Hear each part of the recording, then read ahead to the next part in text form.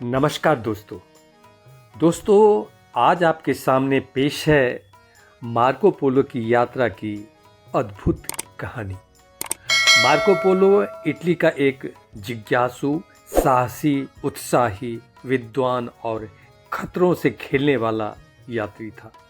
सच कहें तो वह पहला यूरोपीय यात्री था जिसने भयानक रेगिस्तान, पहाड़, जंगल और समंदर होकर चीन, भारत और अन्य देशों की कठिनाइयों और चुनौतियों से भरी यात्रा की और यात्रा विवरण लिखा जो विश्व प्रसिद्ध हो गया।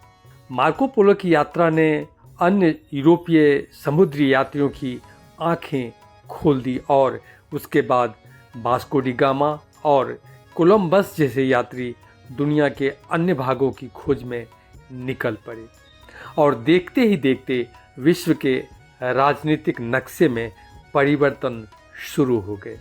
वैसे तो मार्को पोलो की जन्म तिथि के बारे में इतिहासकारों की मत में भिन्नता है, लेकिन ये माना जाता है कि उसका जन्म 1254 ईस्वी में इटली के वेनिस में हुआ था।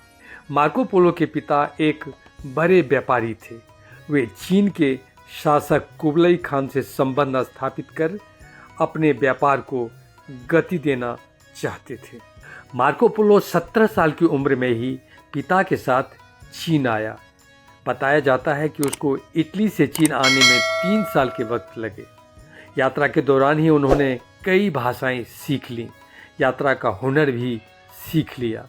चीन में कुबलई खान के दरबार में उपस्थित होने पर उनका शानदार स्वागत हुआ। कुबलई खान मार्को पोलो की विद्वता, क्षमता और वाक्पटुता से प्रभावित होकर उसे अपना अधिकारी नियुक्त कर लिया। चीन में उसने मंगोल भाषा भी सीखी। बाद में उसे भारत का राजदूत नियुक्त किया गया। उसने भारत की दक्षिणी छोर से हिम्मत भरी यात्रा की। उसे समुद्री डाकुओं और लुटेरों का सामना करना पड़ा। मुश्किल से जान बचाकर वह वहां से निकल पाया। वह कोरोमंडल कोस्ट पर समुद्र से मोती निकालते लोगों को देखकर आश्चर्यचकित हो गया। उसने भारत के दक्षिणी क्षेत्रों तथा जावा, सुमात्रा आदि जगहों का भी भ्रमण किया।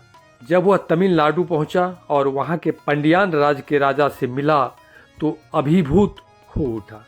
उसने देखा कि राजा सोने, चांदी, हीरे और जवाहरात के गहने से लदे हुए थे। मार्को पोलो भारत की संपन्नता को देखकर हैरान था। उसने यह भी देखा कि यहाँ के लोग किस तरह मांस के टुकड़े फेंककर पक्षी के माध्यम से हीरे निकालते हैं। मार्को पोलो ने बर्मा और श्रीलंका की भी यात्रा की। फिर वह चीन लौट गया। चीन में कुछ दिनों तक रहने के बाद उसने कुबलई खान से कहा कि वे अब अपने देश इटली लौटना चाहते हैं। कुबलई ने उसे चीन में ही रहने को कहा, लेकिन मार्को पोलो जिद पर उतर गया। तब कुबलई खान उसे जाने की आज्ञा दे दी। 1295 में जब वह वेनिस लौटा तब उसकी उम्र 41 वर्ष की थी। इस तरह उसने अपने जीवन के 25 वर्ष मध्य एशिया में ही गुजारे थे। यूरोप में वेनिस और जेनेवा के बीच छिड़े युद्ध में लंबे समय तक उसे बंधक बनकर रहना पड़ा। इस समय को उसने अपनी यात्रा के विवरण को लिखने में लगा दिया। उसने जो यात्रा के बारे में किताब लिखी उसका नाम था the travels of Marco Polo. यह किताब बेस्ट सेलर साबित हुई, विश्व के ट्रेवलर्स के लिए मार्गदर्शन का काम किया।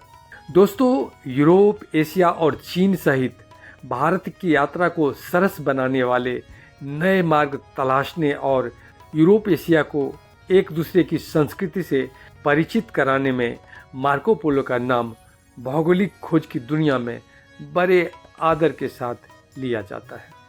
इस तरह हिम्मत वाला यात्री और महान भूगोल विज्ञानी और अन्वेषणकर्ता का निधन 1324 ईस्वी में हो गया। उसने 70 वर्ष के जीवन में खोज की दुनिया में इतने गहरे निशान छोड़ गए हैं कि उन्हें मिटाया नहीं जा सकता। Thank you.